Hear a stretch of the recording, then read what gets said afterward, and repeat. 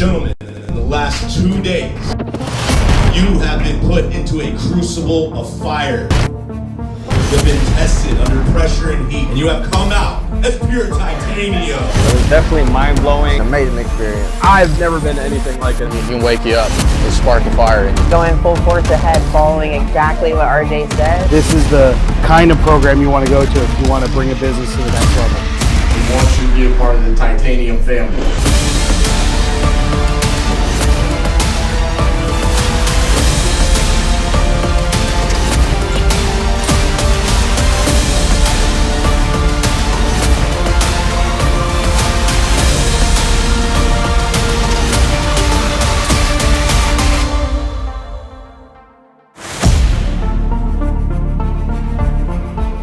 Welcome back to Pardon the Disruption. This is week 4, 1 month anniversary to the show. My name is Jonathan Sanchez, aka Weasel, and I'm your host today. And I'm joined by some industry professionals, some real room shakers, the bosses of all bosses. Starting with my guy Steve Trang. How you doing today, Steve? I'm doing awesome. I am excited. I got to make up for last week's debacle. There was some sort of shadiness. I'm here ready to defend myself. There we go. There we go.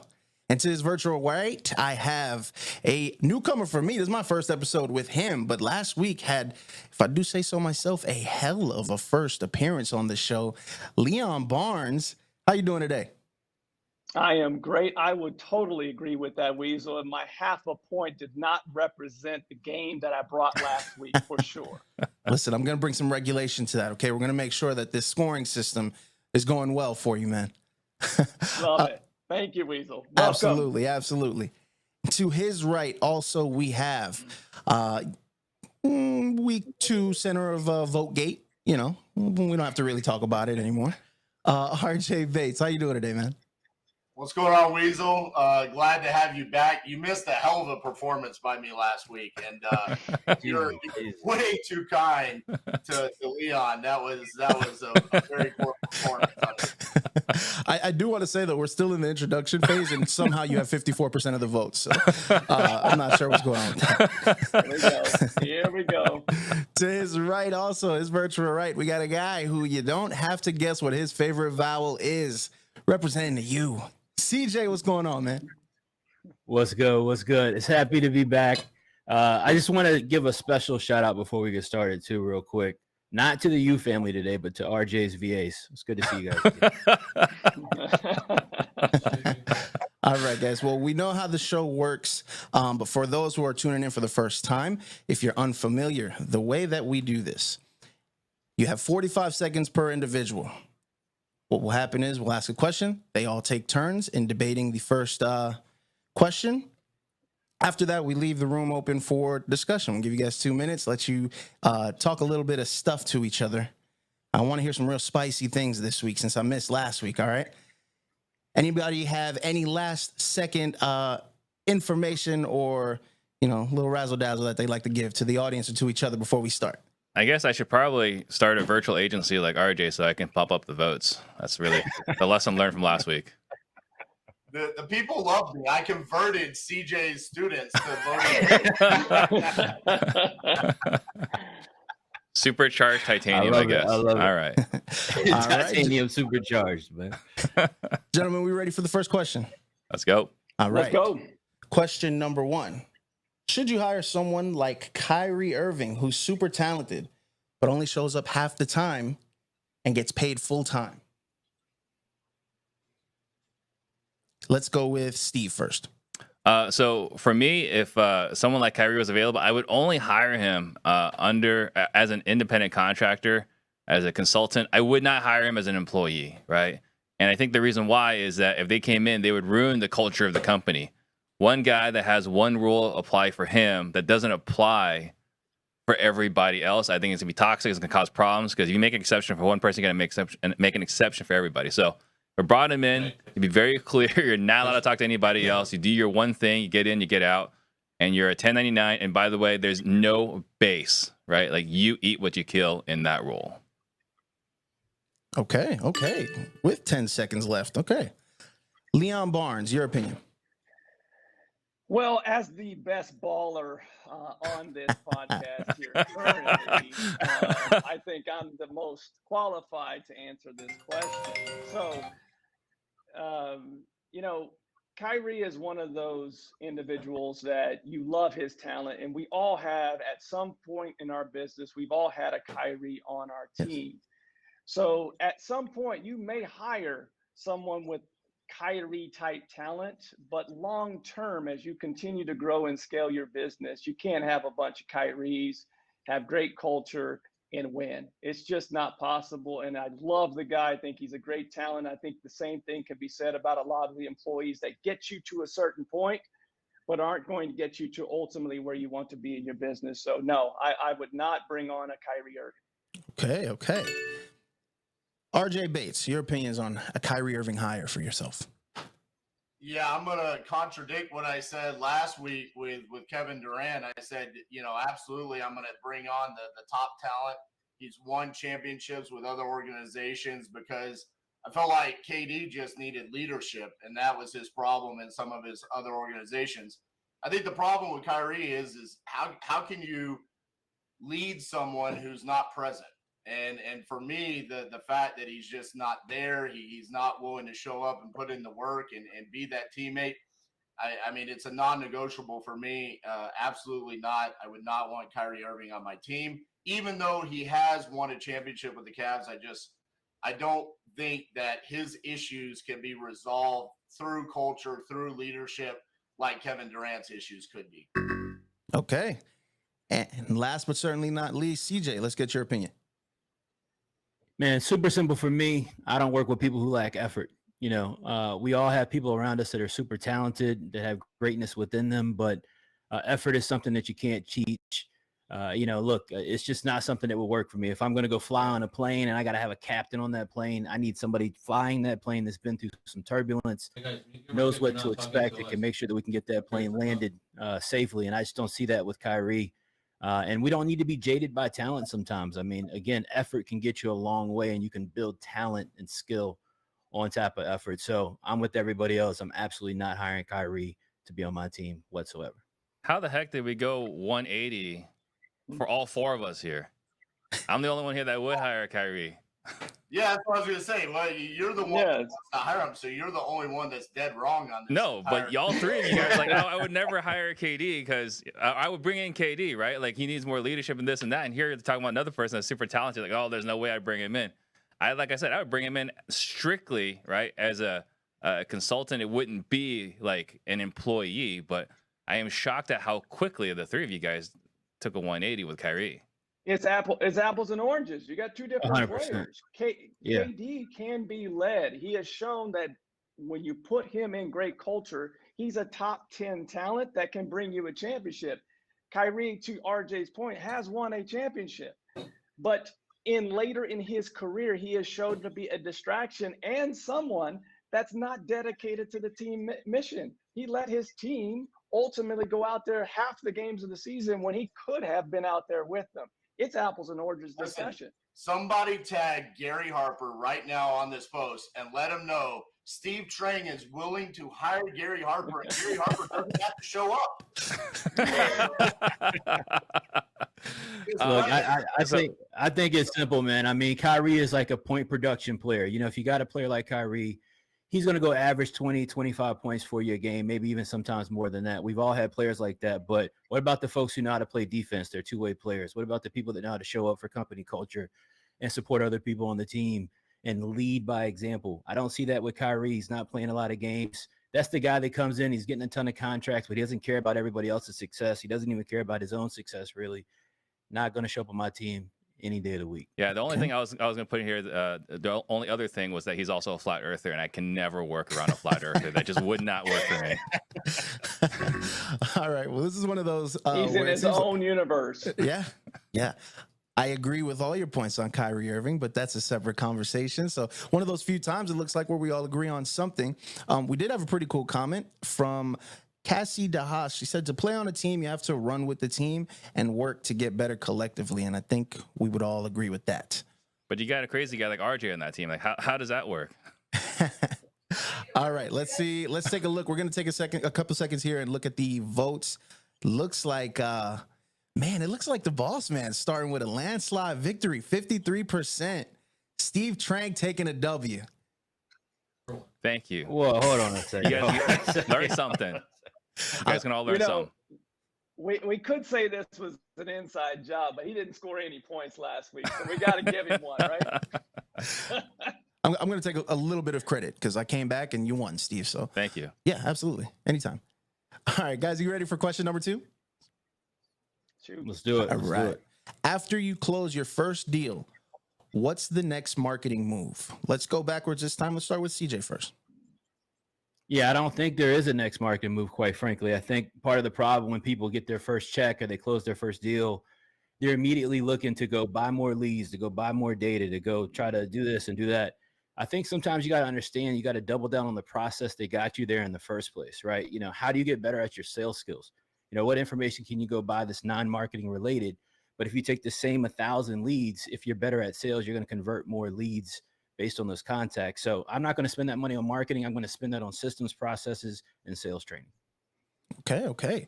With 20 seconds. Okay, somebody's getting used to this. Let's jump over to Leon.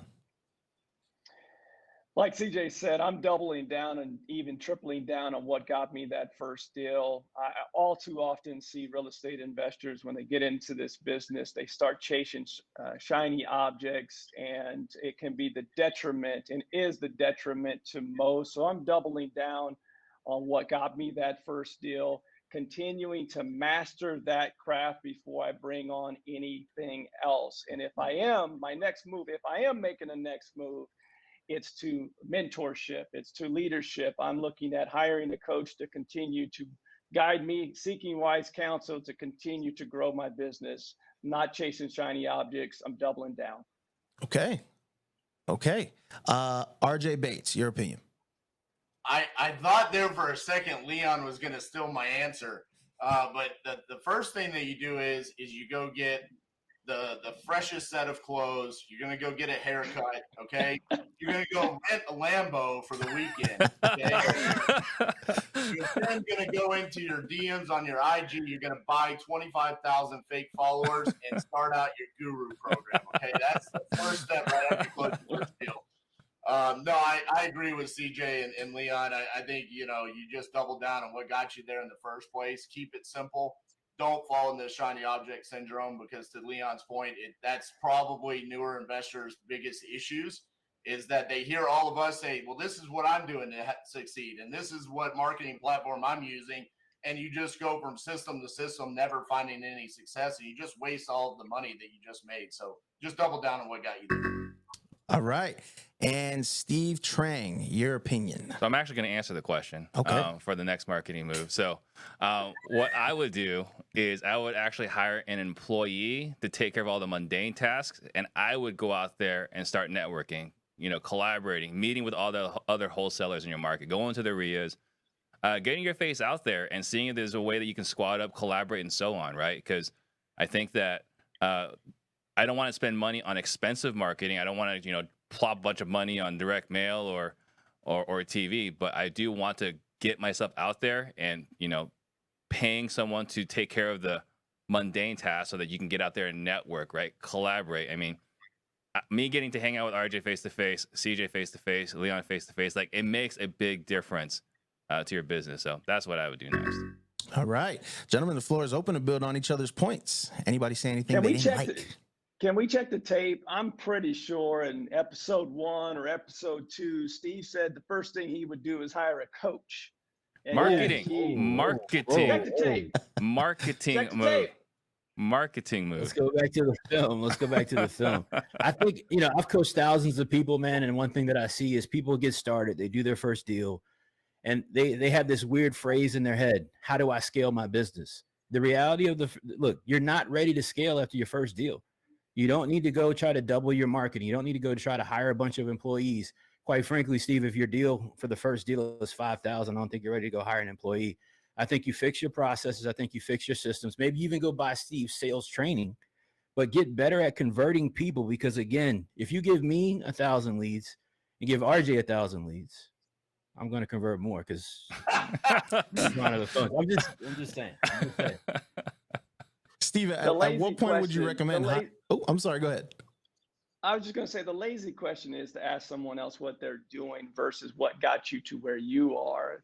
The better question is, what should I be doing after I got this first deal? Because you may not have, enough funds there to go out and hire someone, which again, that last I checked, Steve, hiring a person isn't a marketing move, but that's the Gives you question time I to go guess we have to- marketing. Oh, I see. The bottom line is, though, that when it comes to marketing, there are a million different channels, but the people that I've seen have the most success in their career did all the things that did not cost them the most to build their foundation of their business. Okay, great input from everybody. We did have a comment I wanted to highlight here. Buttery Film said you doubled down on what worked. What do you guys think about that? And that's what the first Yeah, three I guys agree. said. I think that's what we all said. Yeah, we're all in alignment. 2 rounds in, I don't like that. Let's take a look at the polling. We have actually a really close tie. Let me see. Let's refresh. I'm the half-point king, so Ooh. it's got to be me. We're sharing points on this one. RJ Bates and Chris Jefferson, 36% of the votes. How are we I getting like it. ties? I like How it. are we getting ties? I don't like this. I don't like agreeing, and I don't like tying. Somebody's gonna have to step it up on this. I next think one. we should have a new rule for the show. If it's a tie, everyone gets 0. Okay, that's interesting. I don't think that's Or fair. let Weasel break the tie. Ooh, Oh, that's a good idea. Ooh, okay, That's a good okay. idea. Weasel, my guy, my Weasel, guy, need a my raise? guy. Now I'm Or not we gonna lie. asked the 11% that voted for Leon what the hell they were thinking. Are we gonna institute the rule right now where I pick the winner? So for this tie, me personally, I'm gonna go with Chris Jefferson. I'm sorry, RJ. My guy, man. I'm sorry. Twice the Weasel at the beginning of that. All right, question number 3, gentlemen. You ready? Would you rather close a big deal first or a small first deal? Let's start with RJ. Let me give you a chance. Yeah, I mean, I'm going to go with big deal. I'm never going to pass up the opportunity to make a significant amount of money, whether it's your first deal or your 21st deal. I mean, the opportunity to make that big pop right there should not have any sort of an impact on you negatively, unless you just are not sure of why you're running your business and what your goals are moving forward. If you have that big pop on your first ever deal, that should just set you up for success, because now we're probably answering that question a little bit differently than we just answered, because you do have resources. A lot of us are assuming, hey, on that first deal, you're probably lucky if you're making $5 or $6 grand. If you go out and you make a $50, $60, $100,000 pop, yeah, maybe now you can actually do what Steve said. You can't do it like to CJ's point. You can't go hire an employee if you just made $5,000, but if you make $100,000, yeah, you're probably looking at things differently. I'm going to advise you to go out and set up some systems and hire a coach to get your business set up. So absolutely the big pop right out the gate. Okay. RJ, for the record too, I loved what you just said, so I'm going to vote for you if it's on the tie, okay? Let's take it to CJ. Let's go head This up is right not now with the 2 biased. champions. Anyway, none. Yeah, I'm going to switch it up a little bit. I'm going to take a small first deal, actually. I think real estate is an interesting business where often people who are brand new with, not a lot of business experience, quite frankly, we're left to our own vices, our own thoughts, our own expectations. And, hitting $50,000, $100,000 on a first deal, I think could really skew somebody's expectations of the business. That's not a common deal type that you're going to get every single month, every single deal. So creating expectations up front with a smaller deal and then building into, these larger pops of deals, I think is kind of the best way to go about that. So I would actually pick a small first deal, and then I'd figure out where the money resides, and I'd start making the money and hitting those big pops as well. All right. Okay. Not mad at that answer. For sure voting for RJ, though. The bigger the bag, the better. Steve, your opinions. So unfortunately, I agree with CJ here.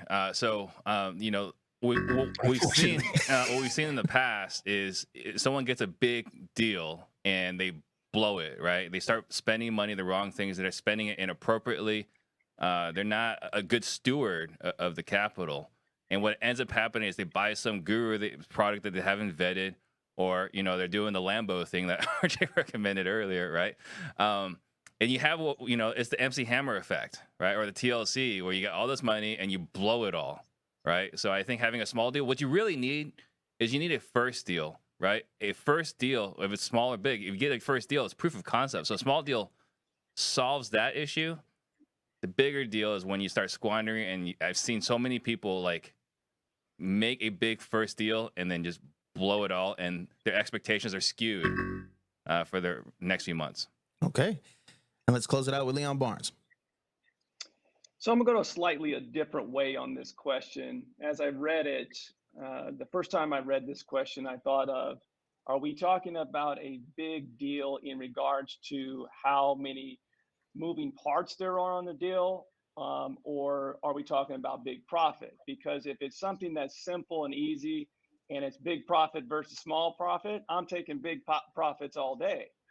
But if you're looking at a deal and it's hairy and there's lots of moving parts to it, then I'm taking the smaller profit that fits more in my wheelhouse as a real estate investor. So what they said is all true, although I think RJ is right. I'm taking that bigger profit all day. But when it comes to if it's a big deal in regards to a lot of moving parts, I'm taking the smaller profit on a smaller, easier deal first to learn from out of the gates. Okay. Okay. Floor is open for any points to build upon with each other.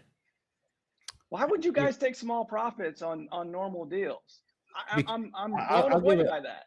No, I'll give a thought on that, man. Look, I've seen so many people do their first deal. Thankfully, I've been able to teach a lot of people how to do their first deal. People that I've seen that have done huge deals as their first deal, 30, 40, 50,000, it's always harder to keep them on track. I mean, you're talking about, it's like taking an 18-year-old that comes into the draft and handing them a $60 million contract. We can't have the expectation they're going to make great decisions. It's just not real form. So I think giving somebody an opportunity of a smaller deal gives them the ability to work into a mode, that grind that's really needed to get to this level of real estate. Yeah, I think it's the expectations. Go ahead, Steve. No, I was gonna say it's the expectations, right? Like their work ethic is gonna be a little bit different, right? I think if they have to work hard for that first deal, they're gonna appreciate a little bit more. If it was easy and it's a giant profit deal, then they might think, oh, I can take it easy because like all my deals are gonna be $50,000 deals, and then it's just not working it the way they need to work it. But based off of this theory that y'all are spitting right now, you're saying that you don't know anybody that's gone out and made $5,000 on their first deal and then made mistakes afterwards? I mean, that's of course. Right. And so my point is, RJ, if I give you 50 grand, you're going to go buy a lot of ice skates. All right. If I give you 5 grand, you might get one pair and you might get Cassie a pair. All right. I think 5,000 is just easier for people to manage starting out. I disagree. I think having the cushion there and the ability to actually survive when you really don't know a whole lot, it doesn't mean that suddenly because you made money, you're going to spend it frivolously. I mean, you're going into their mindset and their understanding of how to run a business. But I would much rather tell any of my students, I hope you go out and you make 50,000 on your first deal than 5,000, because I don't want to say, of course we want them to make as much as possible on their first deal, but we're talking about realistic. We're talking about them being realistic and what we would think would be the best option. I personally would rather make less or see somebody to make less. Do we all want to make as much as possible? Sure. But I think how many times we look at that and hit a home run? They'd be praying for more success if there's more struggle in the beginning. That's where I'm going with this. If it's too easy in the beginning, they're not going to get the right habits. They're going to screw up. And then it's going to be harder the rest of the way, at least for the rest of the first year.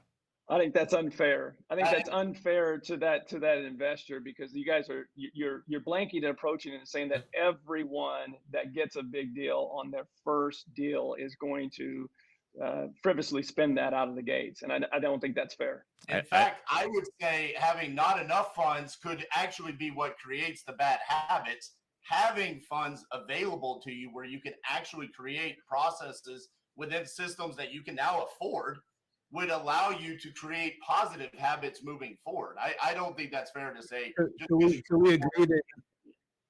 Could we agree, RJ, that most people that get into the business don't have a lot of money when they start wholesaling, don't have a lot of business experience when they start wholesaling, don't have a lot of that discipline, a lot of those principles that you're speaking of? So sure, you make a lot of sense with somebody that has that experience, but I think we could all professionally agree the majority of people getting started inside of wholesaling do not have that level of experience or that level of discernment when it comes to managing money, different things like that. I mean, let's just be brutally honest, right? Like, why does a lender have a draw system?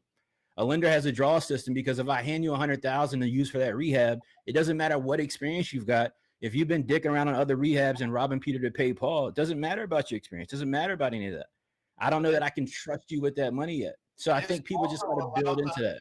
This also allows them to go out and hire someone like Steve Trang to help them learn how to convert leads. It allows somebody to hire Chris Jefferson. I mean, I don't know why they would actually do that if they really I'm the only one here saying I want you to make money. Great points all around the board. Great points all around. I have to say I'm still Team RJ on this one, but I don't make the decisions. Really quickly before we close out the voting poll, I wanted to highlight there was a comment here from Bam Bam 704. He said, from firsthand experience, the first checks can affect you bad if you've never had money before. Good point. Great point. All right. And the voting is closing out, and it looks like we've got a second round for Steve Trang, the self-proclaimed Sherpa that you need on Mount Everest. Told you I was going to introduce you like that. Thank you. Appreciate that. Question number 4, gentlemen. You guys ready? Go ahead. All right. Let's go. What's better, wholesaling in your market or virtually in another market? Steve, let's go ahead and start with you. So for me, I would say doing it physically in your market. I think virtually is something that you can progress to down the road. It might be a little bit harder today with the way things are going, but I'm in one of the toughest markets in the country in Phoenix, Arizona.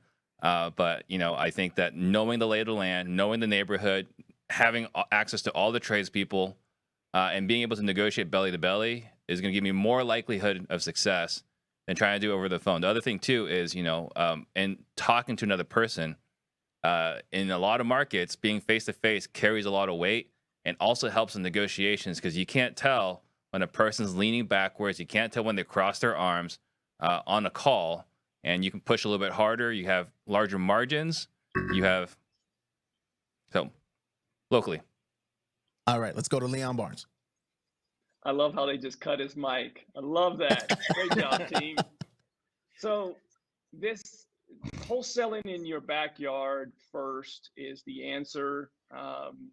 Eric Brewer, who I'm sitting in here for, has done a great study on his own personal business on in-person appointments versus virtual and the closing percentage of those deals. So wholesaling in your backyard, in your home market to start is the answer. But I will say, because Mr. Steve Trang is Mr. Worldwide with his podcast here, we have a lot of foreign investors that do not or cannot wholesale in their country, that wholesale in this country. They don't have that option. And I have seen them be very successful, whether that's from Israel, Canada, Italy, other countries. You can do it virtually and be successful. But if you have the option, start in your backyard. It is amazing how many Israelis wholesale in the United States. It's nuts. All right, let's go over to RJ Bates. Yeah, so obviously our business is nationwide virtual wholesaling, so I'm going to go with virtual. And part of the reason why is exactly what Steve said. For the people that are in a market like Phoenix, Arizona, that is extremely saturated. It's difficult. It's hard to even find a way to get a belly-to-belly appointment in a market like Phoenix, Arizona, that they're not going to have 20 other appointments with another wholesaler. We believe in the ability to go into the markets that are less saturated, easier to find motivation in the market, places in the Midwest, the Sun Belt states. We've seen it time and time again where we've taken someone from an extremely difficult local market, put them in a virtual market, and they've succeeded right out the gates. All right. And in conclusion, CJ, your thoughts? Yeah. So look, let's just be really honest right now. Virtual wholesaling is nothing more than actual wholesaling. Virtual wholesaling is literally a marketing term that was created to sell people courses like 10, 12 years ago. All right, let's just be super brutal right now. if you are going to wholesale, it's not about your backyard or virtual market. It's where it makes the most sense to actually go wholesale. What I have found is you can do the best deals. RJ's called all states, so he'll agree, I think. If you call markets with population sizes between 200,000 and 350,000 people, you are going to absolutely crush it with wholesaling. All right. The Memphis, Tennessees, the Chattanoogas, the Birmingham, Alabamas, the Huntsvilles, those are the places where you can go and do a large volume of deals and make a whole lot of money. And the process between virtual and wholesale in your backyard isn't that different, aside from just really a couple of key team members. So I would tell people to pick the markets that make sense to do business, to give you a return on your capital, not, you know, just trying to be in your own backyard because you live in Phoenix or be here or be there. Go where the money's at. So I have a question for RJ. Not trying to be the debate side. I'm just curious at this moment. How are you seeing what's going on in today's market affecting nationwide, right? Because there's I think you might have to be more of an expert today to kind of discern the deals. Whereas earlier, you know, Q1 of this year, you lock up a deal, doesn't matter how good or how bad you got it, you know, you could probably find someone willing to buy it. I think now you need to be more of an expert. How's that affecting your guys' business?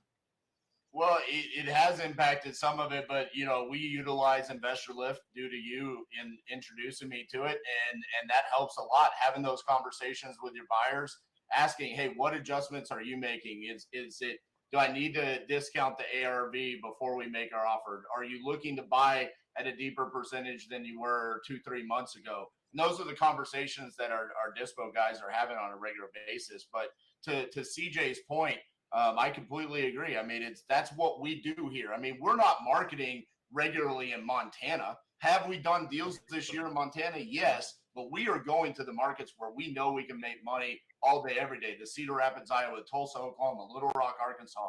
Those are the places that we're marketing consistently. Look, guys, I'm with you that there's a lot of very successful virtual wholesalers, but the question is what's better? Especially for those that are listening that are thinking about which one they should choose. Personally, I think because of your resources in your backyard, your relationships, the networking opportunities, like we talked about earlier with what's your next marketing move, there's a lot of free opportunities to develop relationships, to get leads. And so if I were starting out and I were looking at the better option, unless you're in San Francisco or Phoenix or Miami and some of these very, very competitive marketplaces, I'm going to my backyard. Average cost per deal here in Dallas-Fort Worth is probably going to run you somewhere between $4,000 to $6,000, where I can go into a place like Fort Wayne, Indiana, and if I have $400, I'm going to come out with multiple. Crush it. Yeah, I think, and RJ made actually a really strong point, I think, too, that we have to also recognize, I do a lot of virtual wholesaling across the country, right? We have to recognize that the market has shifted.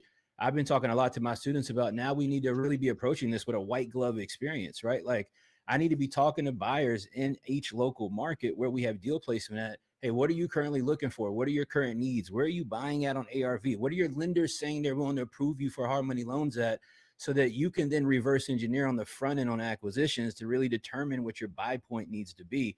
But when it comes again to virtual or non-virtual wholesaling, I hear you guys mention like a lot of these major cities, but what about the vast majority of people who don't live in those cities, that live in a lot of these more rural areas, that live in these small towns, that will hear you guys say, yeah, virtual, like wholesale in your backyard, but they're not going to realistically even do deals in their backyard if we're just being honest. The guy that's one of my students in Roanoke, Virginia, he might be under the impression that he can do a bunch of deals there, but I can tell him point blank that it's not going to happen, right? He's got to go move into a stronger market. And so, like I said earlier, again, population size, guys, 200,000, 350,000, the Fort Wayne, Indianas and stuff like that.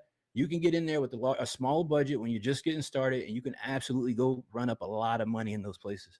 I can't believe that Chris said that virtual wholesaling is a guru strategy to sell more courses. People are just, everyone's getting attacked left and right. No one's safe. No one's safe. Don't listen. Don't shoot the messenger. All right. But before, I've been around for a long time. It was just wholesaling. All right. I'm not going to say the person's name. All right. But it was just wholesaling. And then it became virtual wholesaling. Are you referencing someone with really nice shoes? Is that who you're referencing?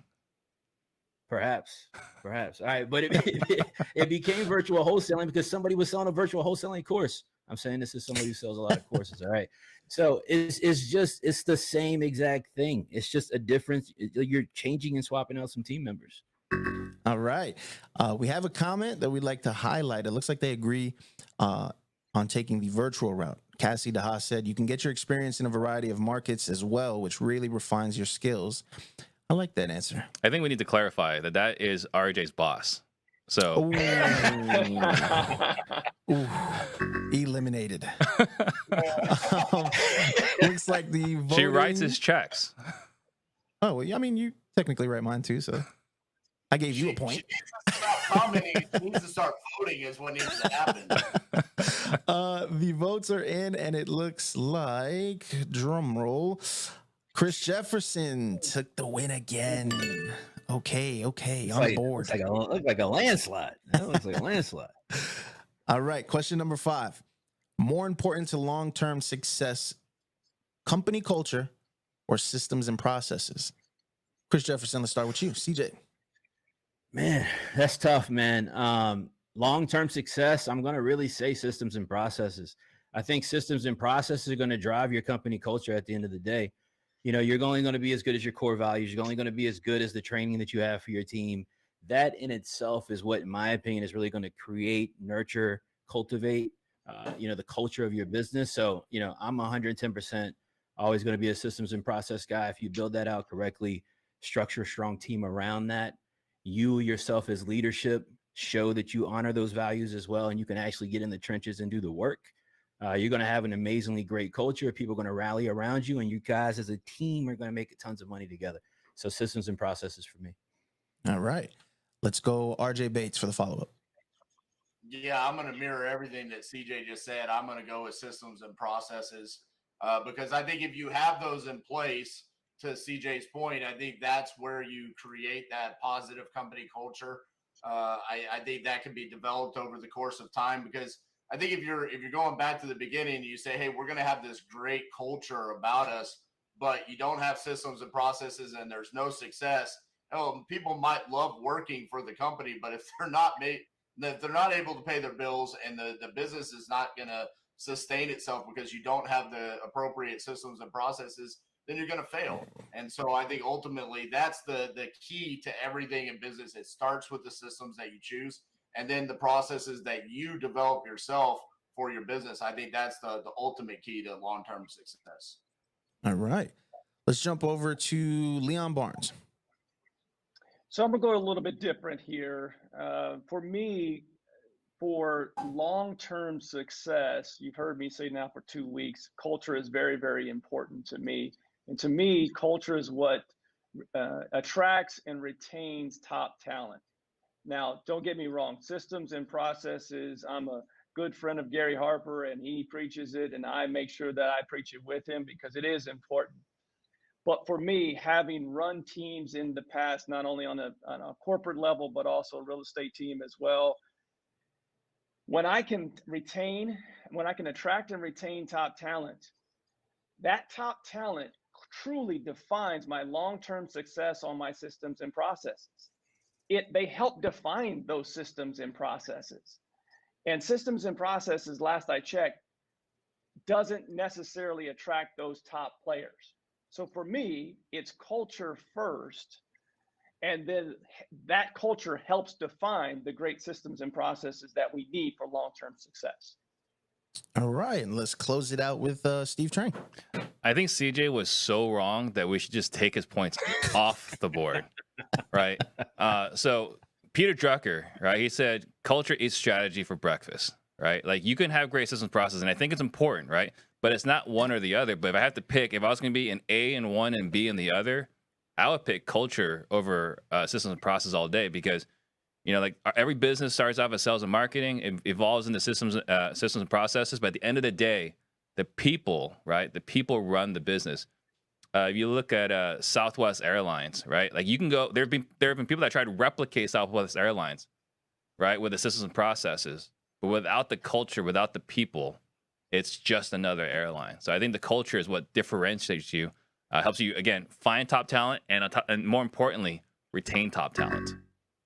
Let me give a quick example of this real quick. Let me jump in here because from a team perspective, having been a former high school basketball coach and AAU coach in the summertime, I can take a great team unit with great culture that doesn't have great X's and O's and beat a team that has less of culture, less of chemistry, but runs great plays.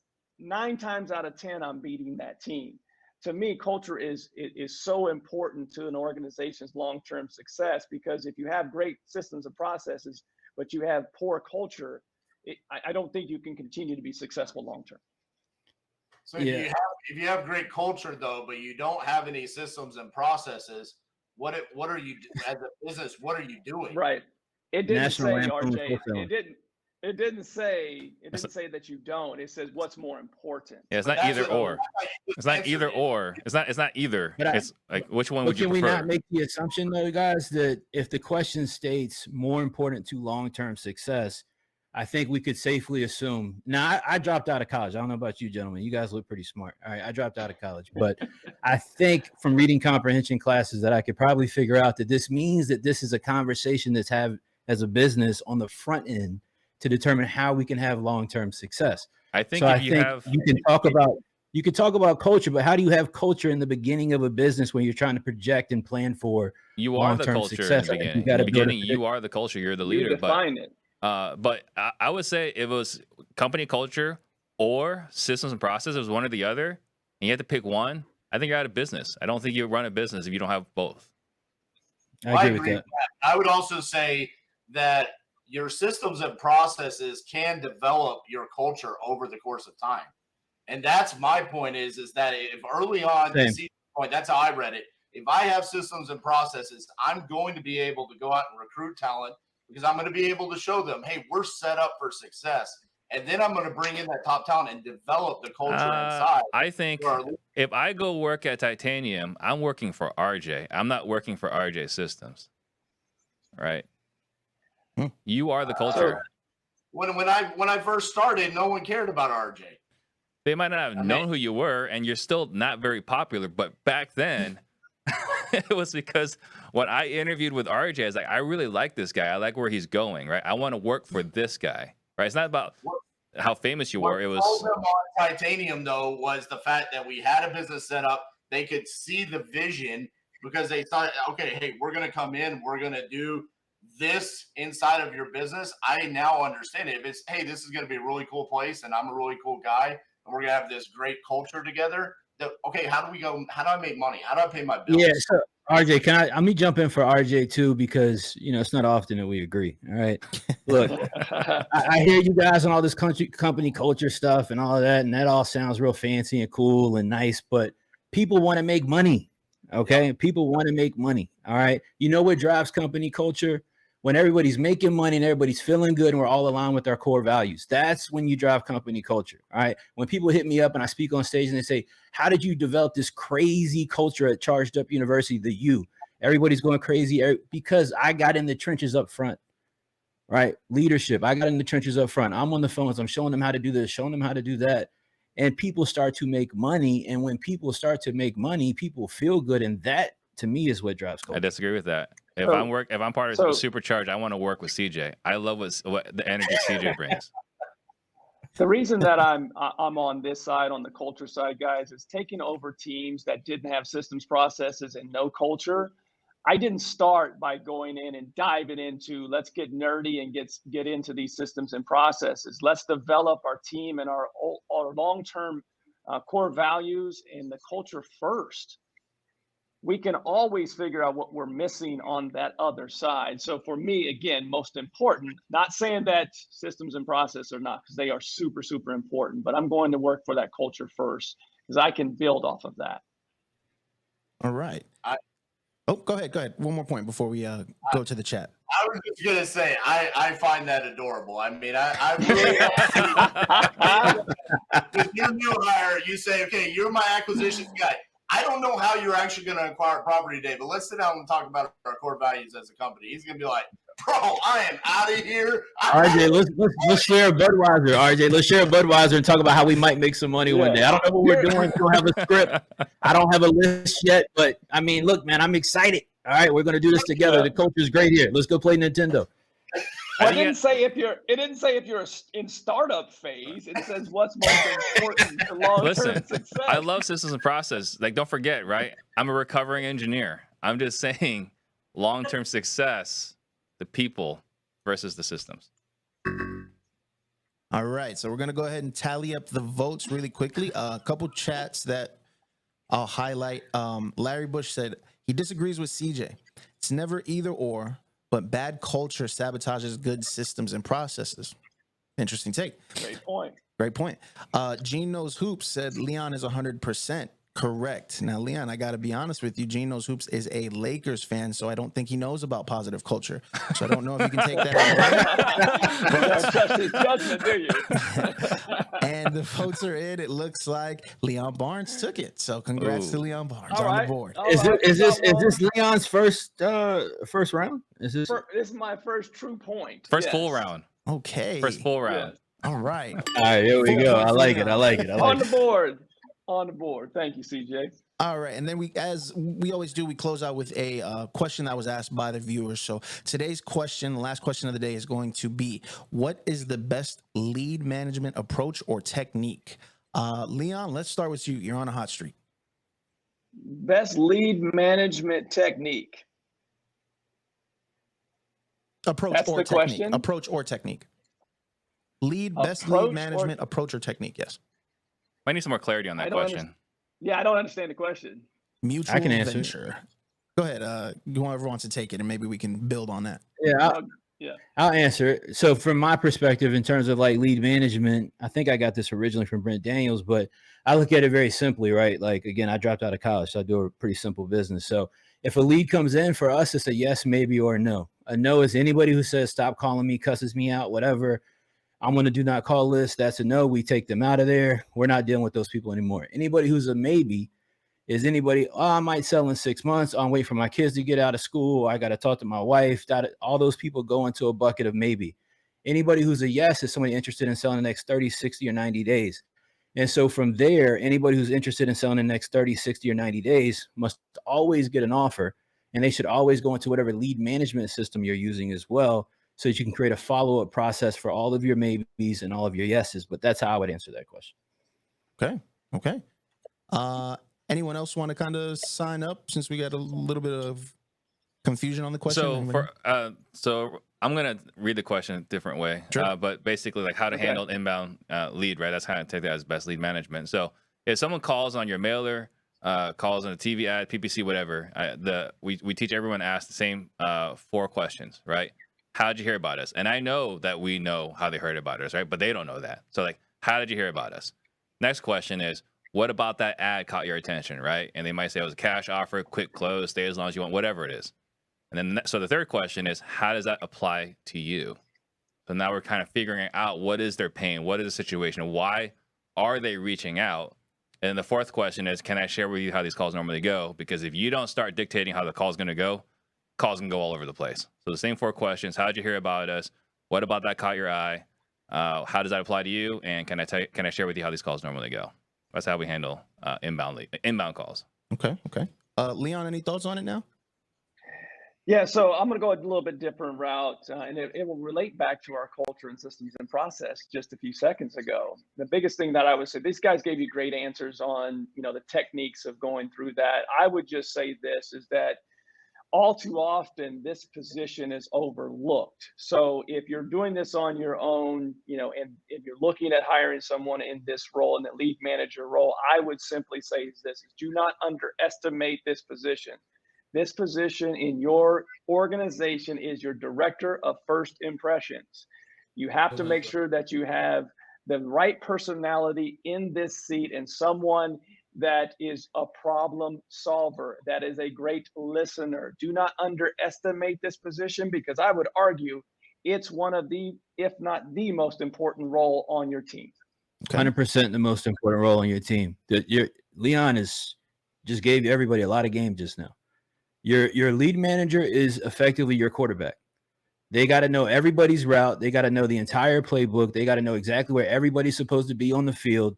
and they've got to be able to get the ball in the hands of the people who make plays. So I honestly think, yes, a lead manager 110% is your most important role in your business. Have we heard from RJ on this yet? Don't need to. We haven't. No, I feel like they're different questions, so I was trying to figure out my own question I was going to answer. I think to CJ's point, we're pretty similar. I just cut out the maybe. It's either yes or no, or it just stays in a no status until we get a yes or no. And then to Steve's point on the inbound lead, it's pretty similar. We're not necessarily asking them about where did you hear about us, because we are also doing a ton of outbound marketing where we're receiving return calls. So we already know that, and I want to make everything in Titanium as quick and efficient as possible. So we try to cut out a lot of the fluff there. And so we're just kind of going into, why are you looking to sell? What's your asking price, and just go into the sales process. And to Leon's point about having the lead manager there, being an extremely important part of your business, couldn't agree anymore. I mean, that's the first impression that you're going to give to the seller. So it's extremely important that they, like he said, listening, they're understanding their issues, and then they're putting the solution in place for them. Okay. Now, I know we were a little unclear on the question at first, but it looks like it formulated into some really, really good opinions and views. So I don't think we should grade each other off that one. It was a great question. We figured it out. So I'm going to throw you guys a curveball. I was going to say, maybe you give RJ a pity point. Ouch. No pity points on my watch, all right? Full points. Wait, did RJ get around today? I'm just... I did. I tied you, and we give you a point. We need Carlos on here. Yeah. Let's get Carlos and have him figure it out. I'm giving you a chance right now to earn a full-fledged point. 1.0, not a 0.5, not a 0.75 point. One full point. Curveball question. Let's keep it rapid fire. This one is going to be very simple. What is the best social media platform for brand building if you could only use one? So we'll go virtual left to right. We'll go Steve starting us off. Building a brand. If I could only pick one, I would pick YouTube. You're going to have the hardest ability to reach people, but if people are on your YouTube channel, they're sold on you. They are fully committed to working with you in one capacity or another. So for me, what's most important is the effectiveness of the channel, not necessarily reach, followers, and likes. So for that, I would say YouTube. All right. Let's go to his right, Leon Barnes. So if I'm a real estate investor, for me, it would be Facebook, and here's why. I know that Facebook can be one of those where the younger audience isn't necessarily plugged into it, but our average age of the seller that is calling us is still on Facebook, and that's typically, it does trend older. So I personally, if I'm a real estate investor, I'm building the brand on Facebook because I'm looking at getting potential seller leads, and there's a great mix of both young and older audience. So for me, it would be Facebook. Okay, let's go on to RJ Bates. Your thought on what the best social media platform for brand building would be? Yeah, it's TikTok all day long.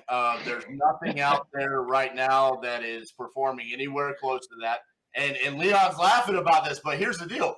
We are actually having to track the amount of houses that we're buying from TikTok now. People are watching my TikTok videos. They're seeing me actually do this business, not sit there like Carlos Reyes and talk about how I lost weight or something along those lines. They actually are doing real estate, okay? And they're like, that guy will buy my house. He actually buys houses. So they're calling me. And the ability to immediately grow your audience, get reach, go viral. You're not going to get that from YouTube. You're not going to get that from Instagram, because you're not going to get the help from Facebook on your Instagram Reels like we actually get. So for me, it's TikTok all day long. Okay. And let's shoot it over to the U. And CJ, close us out. Yeah, man, I want to point out too real quick, I find it kind of interesting and fascinating how Steve spoke from the perspective first of a personal brand and, what could give the best reach for that. And then Leon kind of spoke from a company brand standpoint. I think it's a good thing to point out because you can build different types of brands for different type of intent.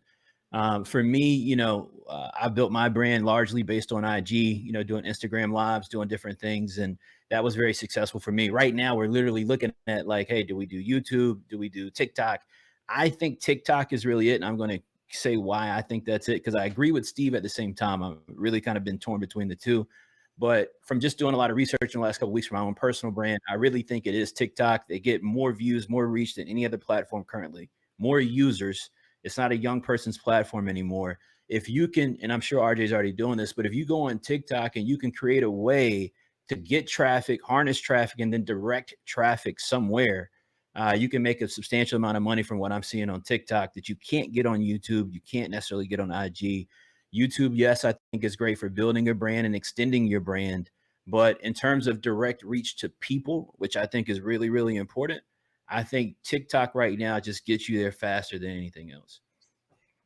And when CJ says his team's doing research on whether to do YouTube or TikTok, they're actually just looking at my TikTok and saying, how CJ's not actually going to go talk to sellers. He doesn't actually do that. No, I think what we're doing is we're looking at RJ's TikTok and say, wait, like, how can we get somebody with a better smile, more handsome, with a better beard to do TikToks also and just do the exact same video? So what I've learned is my old ass needs to get on TikTok because I'm still stuck on Facebook.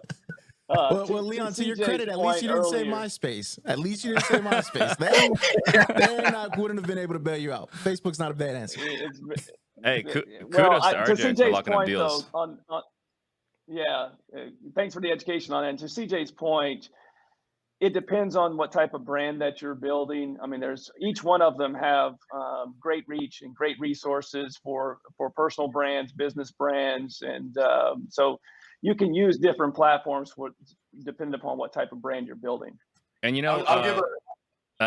just real quick, RJ, this is actually a plus for you.